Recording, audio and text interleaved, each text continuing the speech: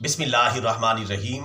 कुतुब अहादीस के अंदर हमारे प्यारे नबी सल्लल्लाहु अलैहि वसल्लम का ये फरमान आली शान मौजूद है कि आप सल्लल्लाहु अलैहि वसल्लम ने इरशाद फरमाया, 3 किस्म के लोग ऐसे हैं कि अल्लाह ताला क़यामत के दिन इनसे गुफ्तगू नहीं फरमाएगा, ना क़यामत के दिन इनकी तरफ नज़र रहमत फरमाएगा और ना ही इन्हें गुनाहों से पाक करेगा और इनके लिए दर्दनाक अज़ाब होगा।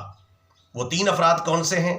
नंबर 1, अज़राह तकब्बुर, अपना कपड़ा टखनों से नीचे लटकाने वाला। नंबर 2, एहसान जतलाने वाला।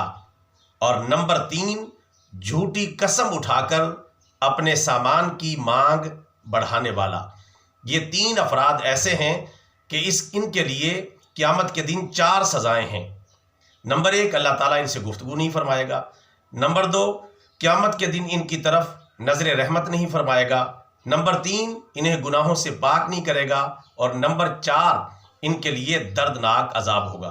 अल्लाह ताला हमें इन 4 सज़ाओं से बचने के लिए इन तीनों गुनाहों से बचने की तौफीक अता फरमाए। आमीन सुम्मा आमीन। हमारा ये वीडियो पैगाम अच्छा लगा है तो बतौर सदका जारिया channel subscribe, video like and share. जज़ाकल्लाहु खैरा।